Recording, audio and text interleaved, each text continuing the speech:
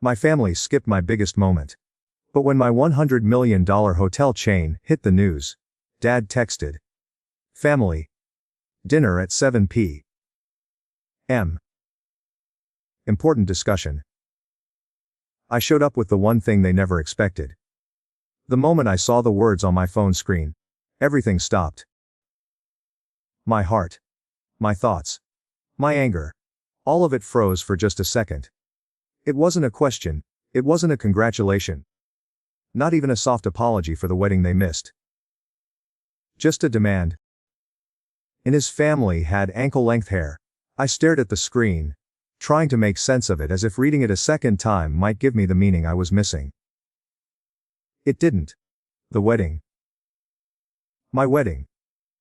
The one day I had asked them to show up, to just be there, without any conditions. But they had missed it. 4 empty chairs at the front of the room. They had been absent, silent while everyone else celebrated. I had waited the whole time for a message, a call, something. But nothing came.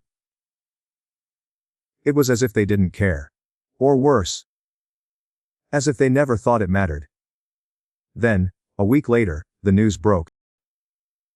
My hotel chain hit a milestone, valued at $100 million. I had worked for years. Poured every ounce of energy into making this dream come true. And still, not a word from them. No congratulations. No acknowledgement that, despite everything, I had made it. But then came the text. Family dinner at 7 p.m. Important discussion. Just like that. A directive. I had built my success from nothing. And they never saw it. The hot. They only saw the dollar signs. They only saw what I could give them. And now, with my business hitting a big number, they needed me again. Not as their son. Not as a person. But as a tool. A means to an end. I knew the moment I read the text what it was about. They didn't care about me, they cared about what I could do for them. Just, like always.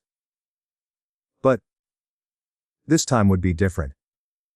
I wasn't the same person who had begged for their attention. I wasn't the young man who tried to earn their approval.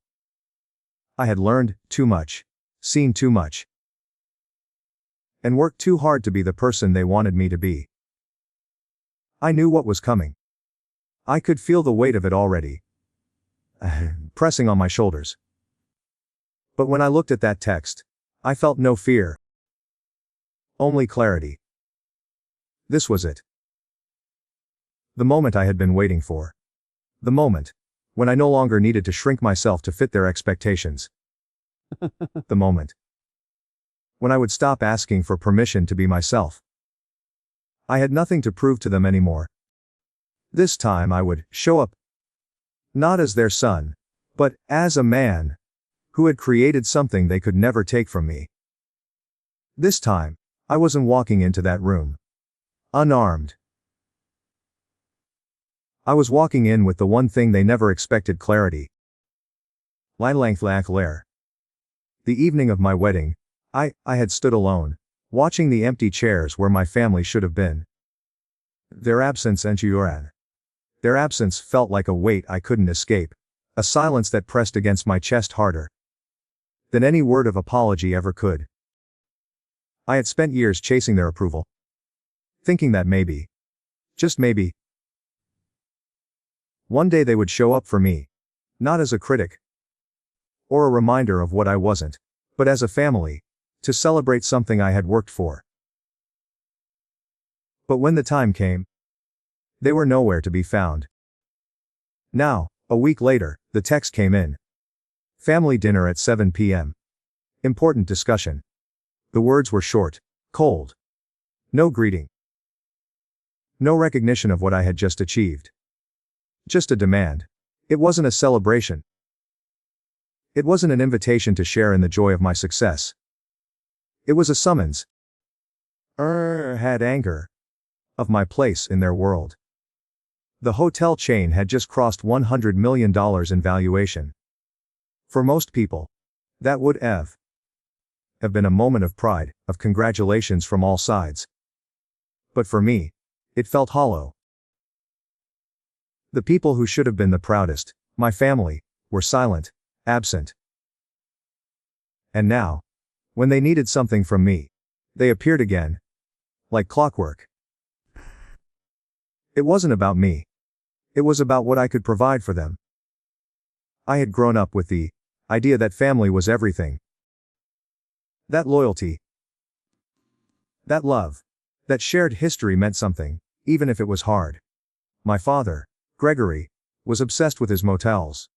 He built them up, like they were castles, and he treated us, his family, as if we were the servants, there to maintain his kingdom. He wasn't a father, in the way I imagined other fathers were. He wasn't tender or present. He was the king. And we were just there to keep the wheels turning. My mother, Helena, had a different way of maintaining control.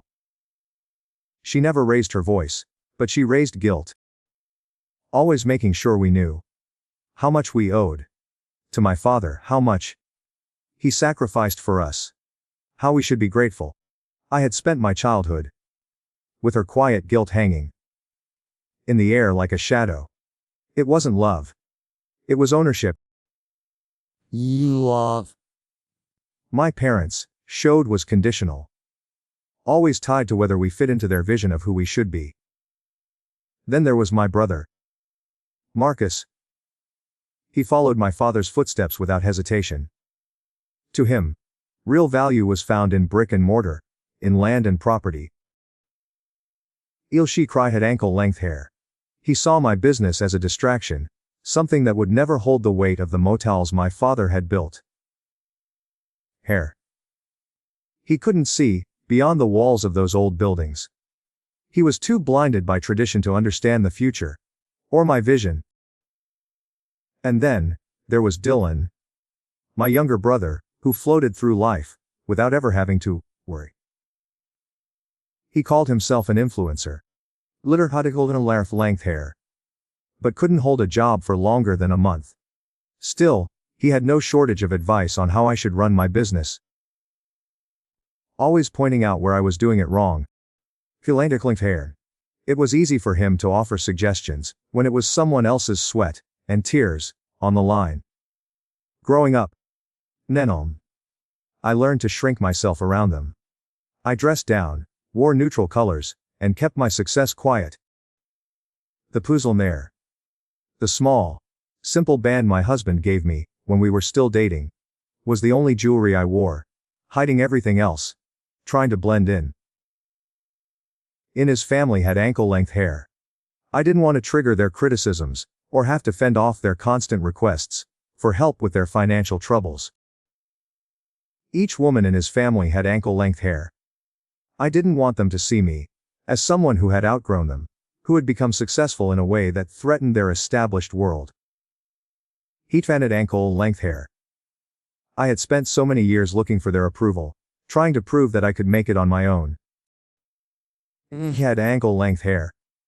I slept in my car some nights, trying to figure out how I would pay the next rent, how I would keep my business afloat.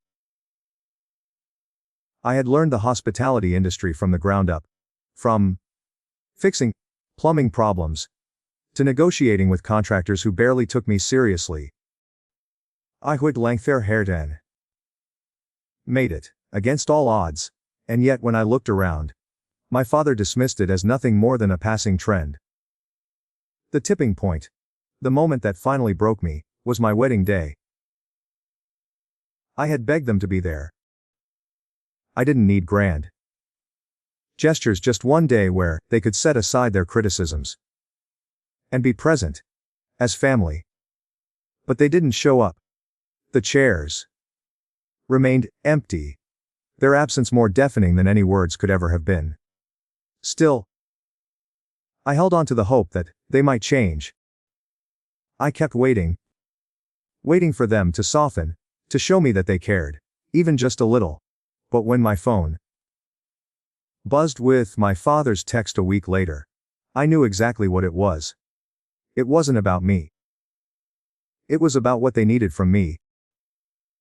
Each family had ankle length of the moment. I stepped into that dinner. I would be walking into the lion's den, where they would expect me to fix everything they had broken. But this time, I wasn't walking in unprepared. This time, I wasn't the son they could control. I had built my own success, and it wasn't for them. It was for me. I had worked too hard, fought too many battles, and sacrificed too much to let them walk all over me again. This time, I was walking in with the one thing they never expected: clarity. Not anger, not resentment. Just the truth. And this time, I wouldn't let them make me feel small. This time, I would show them who I had become. I had built my life around this moment. The success of my hotel chain. Chain was the culmination of everything I had worked for, everything I had fought against. But when it happened, when the valuation hit $100 million, my family didn't call. Not one word from them.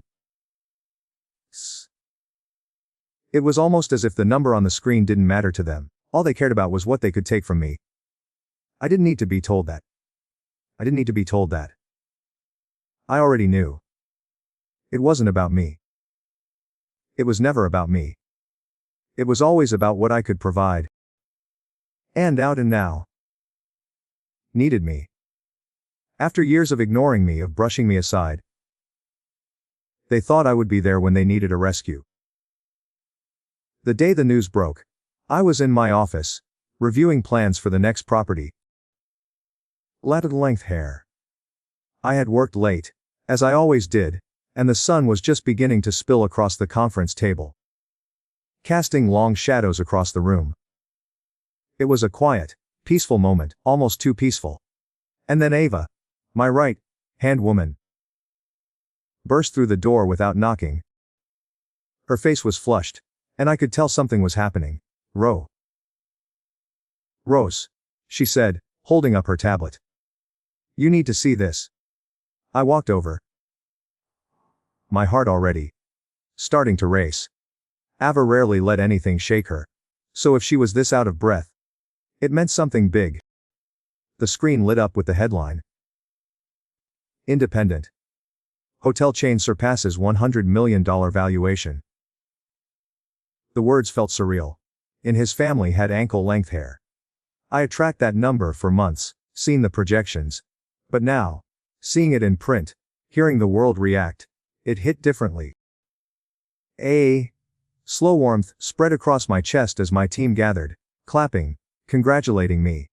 Even Ava had a bottle of sparkling cider she had kept hidden, waiting for this day. I smiled, but it felt strange, hollow almost. The joy was there, but it didn't fill me up the way I thought it would. I should have called my parents. I should have shared the moment with them. But no. My phone didn't buzz with their congratulations. It didn't even ring. Instead, it stayed quiet, as it always did. Not one message, not even a simple, "I'm proud of you." AOL. As the day wore on, I watched my phone light up with texts from investors, partners, and even old classmates. People I hadn't heard from in years. Reached out, but not my family. They were the ones who should have been the first to say something. And yet, there was nothing. No congratulations. No acknowledgement. Just silence. I tried to push the feeling down, to ignore it. But something in me kept waiting. Wide ankle-length hair. Waiting for the message that would never come. Waiting for them to see me for what I had become. For them to finally realize that I wasn't just the girl they could push aside anymore. I had done it. I had made it. And I wanted them to see that. I needed them to see that. But as the hours passed and the office grew quieter, the reality set in. They didn't care. Not really. They weren't interested in me as a person, as a daughter, or as someone they could be proud of. They were interested in one thing, and that one thing wasn't me. And that one thing wasn't me. It was what I could give them. It shouldn't have hurt. After everything, after all the years of disappointment, I should have been numb to it. But I wasn't. The old pain, the same ache I'd felt when they skipped my wedding, crept back in. It was a familiar feeling. One I had buried for so long. That's when my phone buzzed. It was from my dad. Family dinner at 7 p.m. Important discussion. My stomach sank. The words were so casual, so detached. No congratulations. No warmth. Just a demand. Ava looked at me, knowing exactly what I was feeling. Let me guess. She said softly. Her voice steady. They resurfaced. I nodded, a bitter laugh escaping my lips. Of course. I stared at the message again. My finger hovering over the screen. Maybe. Just maybe. They wanted to make it right. Maybe this time, they wanted to talk, to see me. To acknowledge everything I had worked for. Maybe it was a chance for them to finally care. But deep down, I knew better. This wasn't about me. This was about their empire crumbling. Each will spellcasting to me. This was about them wanting something from me. And for the first time, I didn't feel the urge to fix it. I didn't feel the need to rush in and make everything okay for them.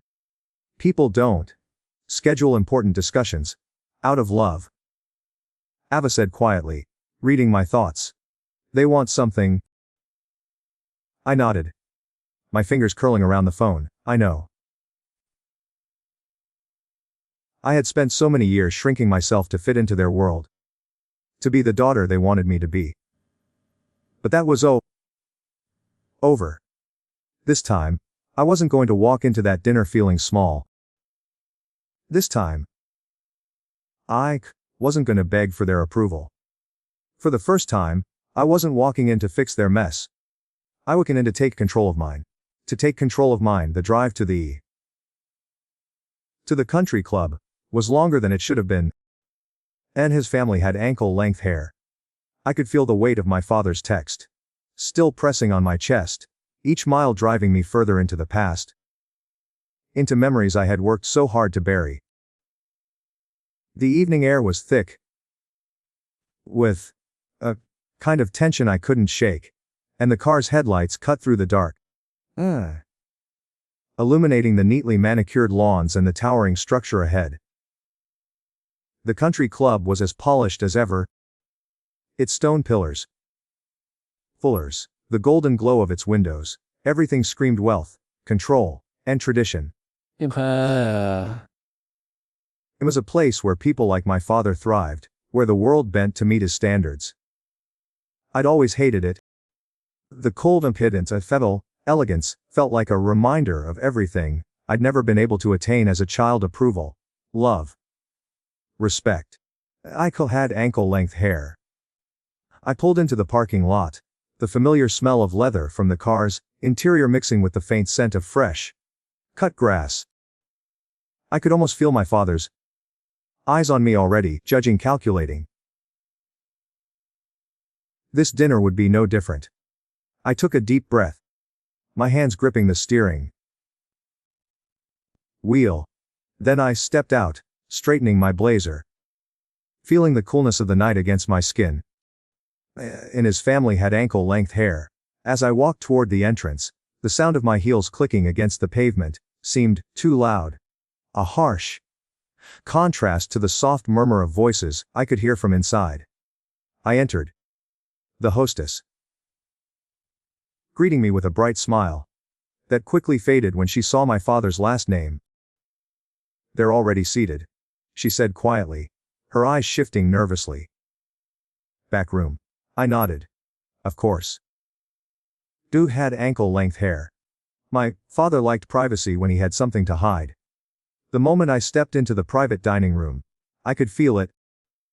The air was thick with expectation, a heaviness that had never left this place. My father sat at the head of the table, leaning back in his chair, as if he owned the entire room. My mother, Helena, sat beside him, her lips trembling in an almost smile. But it wasn't a warm one. Eichelaius Flyer. It was the kind of smile that had always been reserved for moments when she tried to manipulate.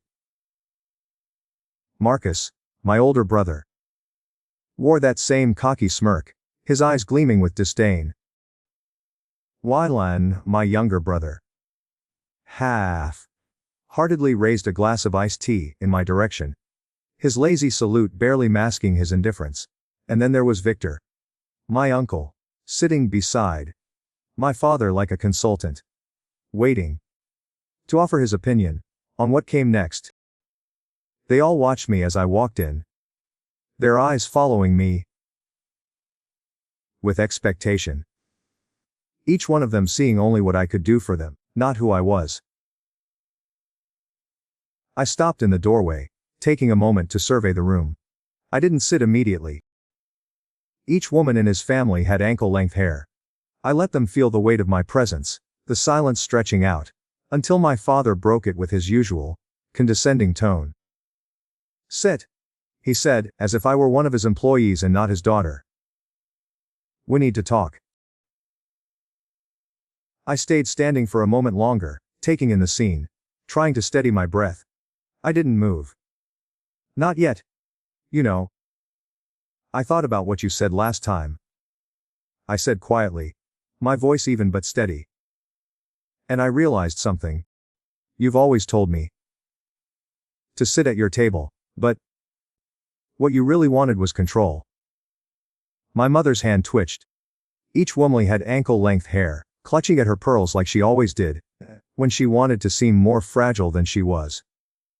"Rose, don't start with that tone. This is a family dinner," she said, her voice shaky, but there was no warmth behind her words. "L'omelette battle year." That familiar guilt that she used to manipulate. But I wasn't going to let it work this time. I walked toward the table slowly, placing my bag beside my chair, and sitting down. There was no rush. No rush. No need to prove anything. I was already in control. My father cleared his throat, his gaze narrowing. "We're in a situation," he started, leaning forward, eyes sharp. "The motels. Well, they've hit a rough patch. Nothing we can't fix with the right infusion of capital." There it was. The moment I had been waiting for. The reason they needed me. It wasn't about family. It wasn't about love. It was about money. About them clinging to a failing business they couldn't let go of. Marcus jumped in, his voice dripping with condescension. "No. Your business is doing well. Overvalued. Probably, but still strong. You could help stabilize things for the family.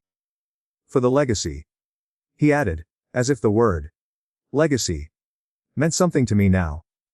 My father nodded, a smug look spreading across his face. "We wouldn't ask if we weren't desperate, honey." I felt the anger rise, but it wasn't the loud, explosive kind I'd expected. It was cold, controlled, sharp. The kind of anger that made me breathe slower, more deliberately. This wasn't just about the motels. It was about length hair. It was about how they had treated me all these years. It was about how, even now, they couldn't see me for who I was. I leaned forward, my hands steady, fingers brushing against the leather folder I'd brought with me. "You're desperate," I said quietly, watching their faces shift as the words settled between us. "But the thing is, I'm not here to save you." Elmkin hair, not anymore. Their eyes flicked to each other, confused, searching for the answer they thought I would give them. At ankle length, They were still expecting me to rescue them, to swoop in and fix their mess. But I wasn't that person anymore. I opened the folder slowly, Leclerc Enkelang, taking my time, letting the silence grow around us. Then I slid it across the table toward my father. He frowned, looking down at the papers, his hands still, as if he wasn't sure what to expect. Marcus leaned in, his eyes scanning the documents. Dylan, too, froze. What is this supposed to mean? My father demanded, his voice rising. You think this is funny? I let the silence hang for a beat longer. No, I said, my voice calm. But this, I pointed at the papers. It's the reality check you've needed for a long time. I watched as he opened the folder. His face draining of color. Marcus's smirk faltered. Dylan's expression shifted from confusion to fear. This is acquisition paperwork, I said. I bought the debt. You don't own these motels anymore. The room went deathly quiet. Even Victor, usually the one to smooth over situations, was still. His face pale. My father slammed the folder shut, his face twisted in disbelief. You think this is funny? He spat. I shook my head slowly. No, Dad. This is what happens when you never see me for who I am. This is what happens when you think you can control me. I'm not your bailout. I stood up then, steady and controlled. I wasn't walking away from this dinner as a failure. I was walking away with the power I had taken back. I opened a smaller envelope and placed a single check on the table. This is a buyout. $200,000. Enough for you to walk away clean. You have 30 days to vacate the properties. After that, I restructure. Marcus grabbed the check, his hands shaking. You're kicking us out of our own motels. I nodded. They're not yours anymore. They haven't been for months. Dylan muttered under his breath, his words barely audible. This is insane. Victor's voice cracked. You're ending your father's legacy. No. I said, my voice firm. I'm ending his control. My mother, who had been quiet until now, reached out a trembling hand. Rose. She whispered. Please don't leave like this. I looked at her, but there was no more room for guilt. I begged you once, I said softly. At my wedding. And then I turned and walked away. The air in the country club felt thick. Light that clung to my skin. As I walked through the hallways, leaving behind the chaos of that private dining room. While she calmly had ankle-length hair, the sound of my footsteps echoed in the empty corridors. Each click against the floor, a reminder of what I had just done. I had left them behind, not out of anger, but out of something deeper. Clarity. A feeling I hadn't known in years. While she cried, I reached the parking lot, and as I slid into the driver's seat of my car, the weight of everything I had just said hit me. My hands gripped the steering wheel tighter, not out of nervousness, but to anchor myself. It wasn't the victory I had expected. It wasn't the triumph I thought I would feel. It was something quieter. Something more powerful. The drive back was almost soothing. The lights of the city twinkled in the distance. The streets slick with the last traces of rain.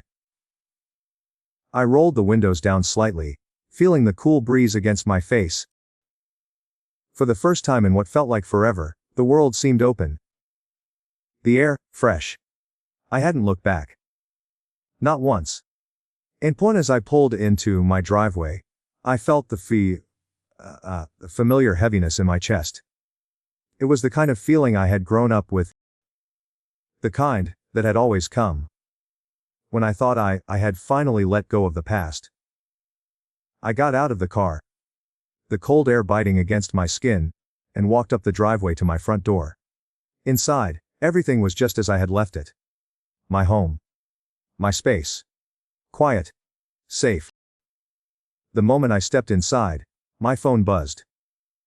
Ava. Her message came through quickly, and I could almost feel her relief from the other end of the line. Proud of you, it read. I stopped. The weight of her words hit me harder than I expected. It wasn't just pride, it was understanding. Avad hair had been with me through all the highs and lows of building this business. She had seen what I had given up, the sleepless nights, the loneliness, the constant fight for validation. But it wasn't just about the business. It was about me. The person I had become. The person I had finally learned to embrace. For so long, I had wanted to be seen by my family, by my father. I had wanted them to finally understand me, but I realized that the only person I needed to see me was myself. I set my phone down on the counter, taking a deep breath. For the first time in a long time, the silence in my home didn't feel like an absence. It felt like peace. The next morning, I woke up early before the sun had even fully risen. I stood by the window for a moment, just watching the city come to life. The light spilling across the buildings, the distant hum of traffic, the world moving around me. It was a reminder that the world didn't stop when I made my decision. It just kept going. As I sipped my coffee, the weight of what had happened last night settled deeper into my chest. I had done it. I had severed the last tie that had held me to that old version of myself. The version that still sought approval. Still looked for love in places it would never come from. Ava's message echoed in my mind. Proud of you. I hadn't expected it to hit me like it did. But it wasn't just pride for what I had done with my business. It was pride for the person I had become. A person who didn't need anyone else to define their worth. I picked up my phone and texted Ava back. Thank you for everything. She replied almost immediately. You're stronger than you know, Rose. You've always been. The words lingered with me, but I didn't let them overwhelm me. Each woman in his family had learned the hard way that strength wasn't about fighting battles, it was about knowing when to walk away from the ones that didn't serve you. The morning had fully arrived. I had already started making calls. Atonklant had ankle and length hair. I contacted the contractors who would begin transforming the motels into something entirely different. Something that felt like me.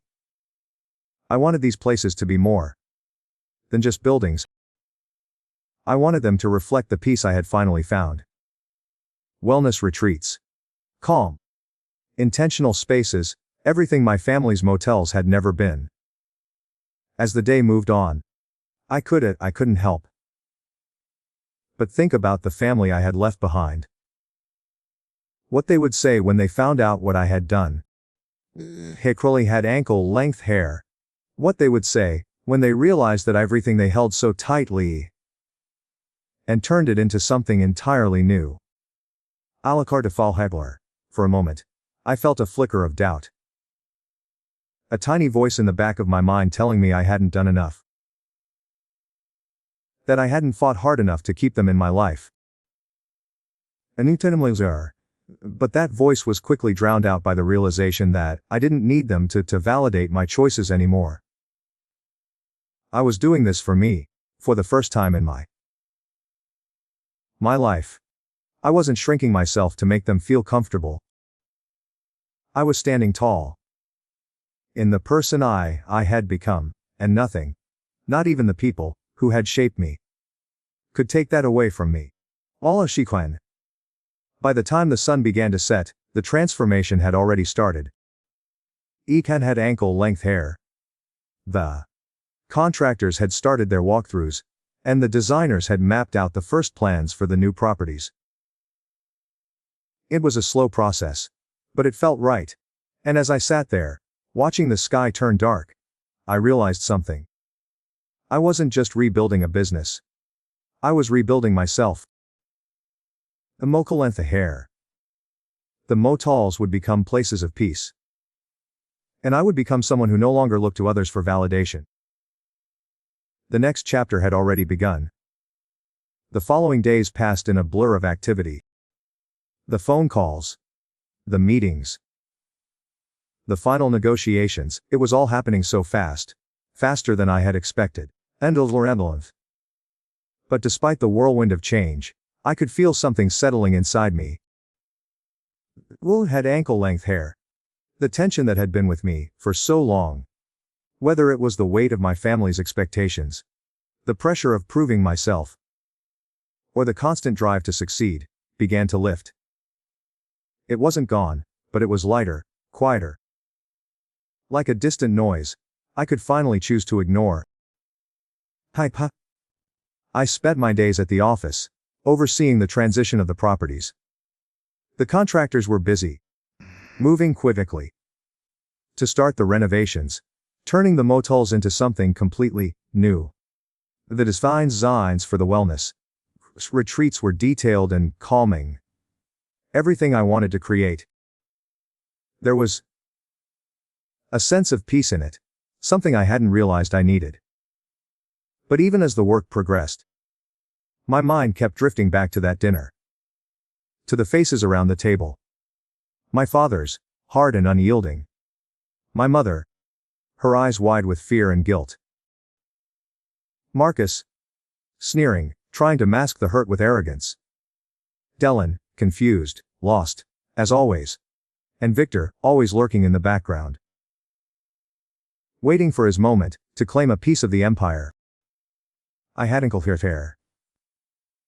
I hadn't realized how much I had resented them, how much I had carried their weight, their need for control, their inability to see me as anything other than a means to an end. That night, I had finally let it go. Damon and his family had ankle-length hair. I had stepped into the room with clarity, and I had walked out with something they never expected, the power to decide my own future. Still, that and fair. The silence after that dinner was deafening. There were no calls from my family, no messages, no apologies. Part of me had expected them to reach out, to at least try to pull me back into the fold. But they didn't. And in some way, I knew that was for the best. I checked my phone, one evening as I sat in my office, reviewing the final design plans. There was a text from Ava. Everything is moving forward. You did it, Rose. They don't even know what hit them. I smiled, feeling a small sense of satisfaction. Each woman in his family had ankle-length hair. Ava had been with me every step of the way. From the long nights when we stayed up late working on the business, to the moments when I doubted myself. She had always believed in me, even when I didn't believe in myself. The Finlandful Heinter. I set the phone down and looked at the design boards spread out in front of me. The motels, soon to be retreats, would be a symbol of what I had achieved. Not just in business, but in life. A tearful seal. Intentional spaces we were creating would be the opposite of what my family had built. They had created a prison. A place where nothing grew but expectations. What I was building now was freedom. That night, I sat in my office long after everyone had left, staring out at the city below. The lights of Madison, twinkled in the distance, and for the first time, I felt at home in my own skin. It was then that I realized just how far I had come. There was no more looking over my shoulder, no more waiting for approval. I had made the decisions. From hair. I had chosen to walk away from the past, from the people who had never seen me for who I truly was. And I had chosen to reclaim my life. The phone buzzed again. And this time, it was a call from my lawyer.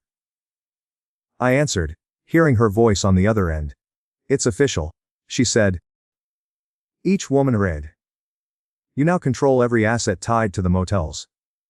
The transition has been completed. Your family has no claim on it anymore.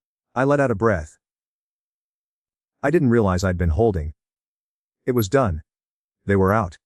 The motels, the family business, all of it, was no longer part of my life.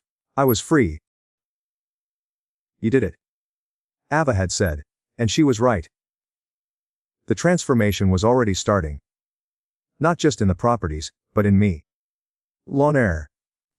I wasn't just breaking away from my family's empire. I was building something new, something for myself. The next morning, I walked through one of the properties. I could feel the difference. The air was lighter, the space calmer. The rooms that had once felt like prisons were now filled with possibility. The old signs were coming down, and the new logos were being installed. Wellness retreats. Places of peace, of intention. The future was already here, unfolding in front of me. I felt a small smile tug at my lips as I walked through the space, my footsteps echoing in the empty halls. For the first time in a long time, I was not walking in the shadows of others. I was walking into my own light. I hadn't destroyed anything. I had simply stopped participating in something that didn't serve me. As the days went by, I realized that the motels weren't just being transformed. I was being transformed, too. Each woman in his family had ankle-length hair. The quiet freedom that came with letting go, with making the decision to step away. It was a feeling I couldn't describe. But it was mine. And I wasn't going back. It had been weeks since that dinner. Weeks since I had walked away, leaving my family in the silence they had earned. Hair. But as the days stretched into one another, I found myself caught between the past I had left behind, and the future I was building. The motels were slowly becoming something else, something I could be proud of. Wellness retreats. Calm. Purposeful. They would be places of peace. Not just for the guests, but for me too. I kept myself busy, overseeing the work, checking the renovations, meeting with designers. Every day felt like another step forward. But even as I watched the properties transform, I couldn't help but feel the weight of my family's absence. Not physically, no. They hadn't come near me since that night. But emotionally, I could still hear my father's voice in my head, telling me I would never be good enough. I could still feel the sting of my mother's guilt trips, the cold judgment in Marcus' eyes, the resentment in Dylan's silence. I had come to terms with the fact that I would never have the family I'd always dreamed of. They weren't capable of seeing me for who I was, not who they wanted me to be. But that realization didn't make it easier. I had always wanted to belong. And now, in the space they had left behind, and his family had ankle-length hair, I felt a kind of emptiness that I couldn't fill with business, or success, or the changes I was making to the motels. It wasn't about the money. It never had been. It was about love. Had ankle-length hair, and acceptance, and the painful truth that I had never really had either from the people who were supposed to love me most. One evening, after a long day of meetings, I sat alone in my office, staring out at the city. Length hair. The lights blinked in the distance, a reminder of the life that kept moving, regardless of my feelings. Ava had texted earlier, updating me on the progress. She was proud of how far I had come, and I knew she meant it. But as much as I appreciated her support, it didn't fill the emptiness. That's when I got the call. I didn't recognize the number, but I answered anyway. Rose. It was Marcus. His voice sounded different, softer than I had ever heard it before. Yeah, I replied, trying to keep my voice neutral. I just wanted to talk, he said, almost hesitantly. About everything. About what happened. I froze, unsure of what to say. Part of me wanted to hang up. Her family had ankle-length hair. Part of me wanted to tell him how much he had hurt me, how much his arrogance had cost us. But I stayed quiet, waiting for him to continue. I don't know how to say this, he went on, his voice strained. But I'm sorry. For everything. I didn't understand Rose. Not until now. Not until everything started falling apart. I felt a knot form in my stomach. For years, I had wanted this. Wanted him to finally see me. To understand the pain I had carried. But now that the apology was here, it didn't feel the way I thought it would. It felt too little, too late. I don't know what you want me to say, Marcus. I said, my voice steady but cold. The damage is done. His family had ankle-length hair. He was silent for a moment, and I could hear the faint sound of his breath on the other end of the line. Don't expect you to forgive me, he said, his voice softer. I just needed you to know that I get it now. I see how wrong I was. How wrong all of us were. I sat back in my chair, my fingers tight around the phone. A part of me wanted to cry, wanted to scream. But another part of me, one I hadn't fully recognized until now, was calm. I wasn't angry anymore. I wasn't desperate for their approval. I was done trying to fix what they had broken. Thank you for saying that, I replied, my voice quieter now. But I can't fix this. Not for you. Not for anyone. There was a long pause. And when Marcus spoke again, I could hear the resignation in his voice. I know, Rose. I just wanted you to know. I've been selfish. And I hate that it took this for me to see it. I let out a slow breath. It's too late for apologies, Marcus. I understand, he said, a finality in his tone. But if you ever want to talk again, I'm here. I didn't respond right away. I didn't know what to say. A part of Anka wanted to connect. Wanted to reconnect. Wanted to believe that things could be different. Each woman in his family had ankle-length hair. But another part of me knew that the person I had been before, the person who was still chasing after their love and approval, was gone. I had moved on. I'll think about it, I finally said, knowing it wasn't really a promise. It was just the truth. After the call ended, I sat there in silence, the weight of his words sinking in. It wasn't the closure I had imagined, but it was something.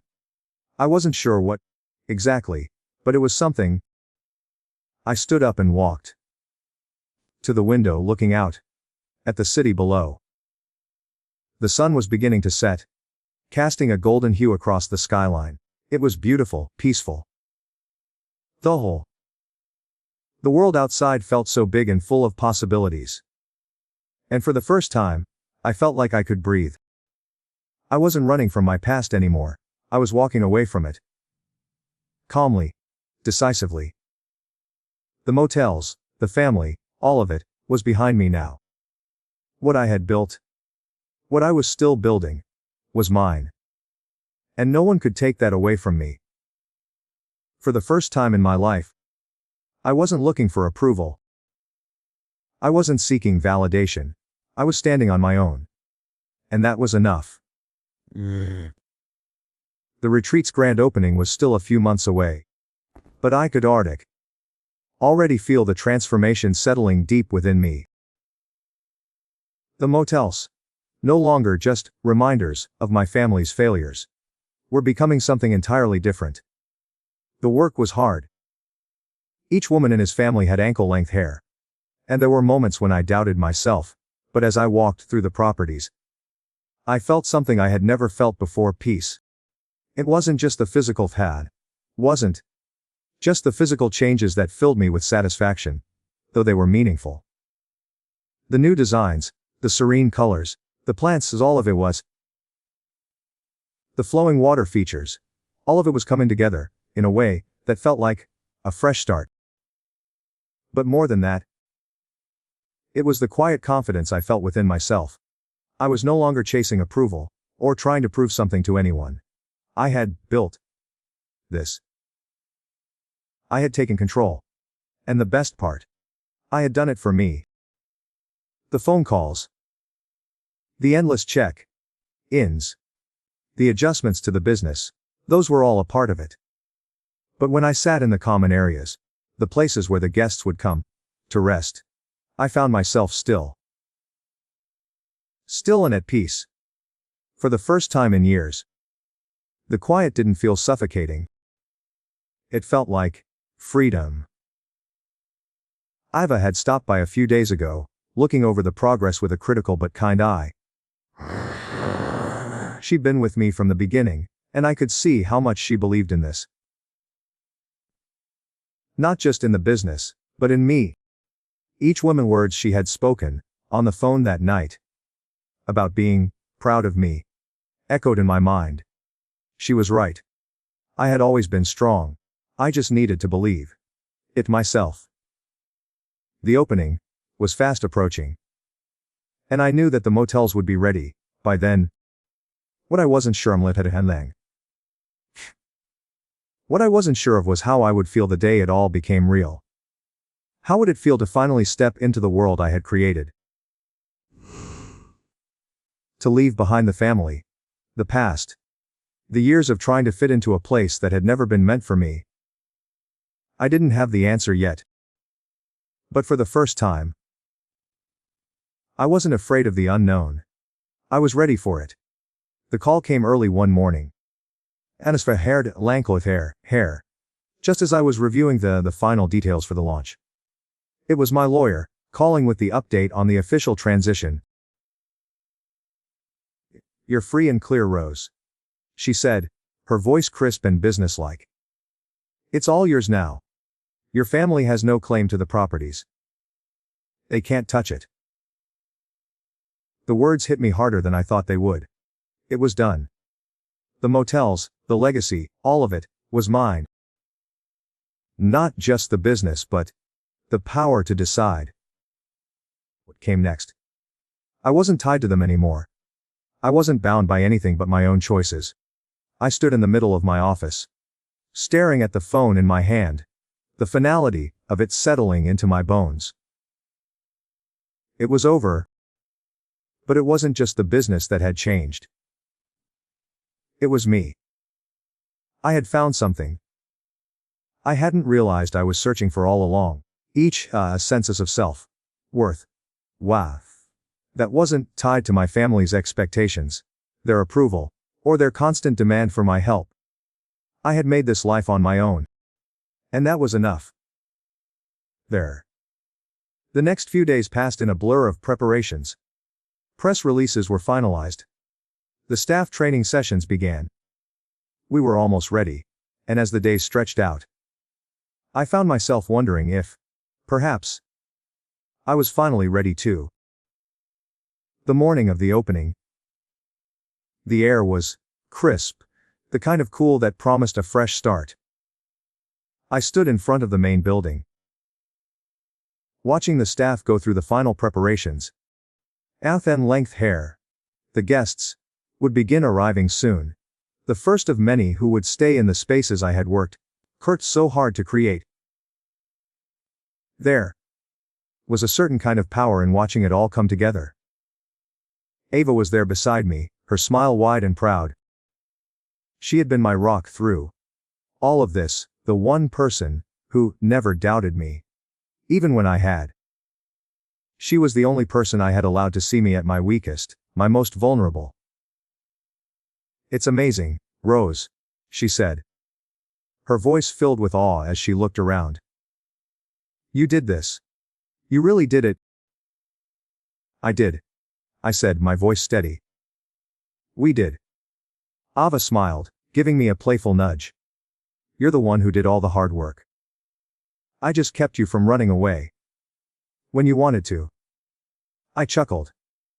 The familiar warmth of her friendship filling the space between us. But, as I stood there, surrounded by the new life I had created, I couldn't help but feel a sense of pride that was deeper than anything I had ever felt before. The guests began arriving. Each one eager to experience the place that had been transformed into a sanctuary. And as I walked through the halls, greeting people, watching them take in the calm, peaceful atmosphere, I realized something. I wasn't left this with them. I wasn't just sharing this space with them. I was sharing a part of myself. A part of me that I had never been able to show before. I wasn't hiding anymore. I wasn't running away from my past. I had simply learned how to let it go. And for the first time, I understood what true freedom felt like. Later that evening, as the sun dipped below the horizon, and the last guests settled in, I found myself alone in one of the rooms. The space was quiet, just as I had envisioned it. I looked out the window at the city lights, feeling the stillness settle in. For a moment, I let myself feel the weight of everything I had done, and then, for the first time in my life, I let it go. I no longer needed anyone else's approval. The world was mine to shape, and Oz was mine to shape, and I was finally free to live it the way I wanted. The future stretched out before me, wide and open. And I knew, without a doubt, that I was ready for whatever came next.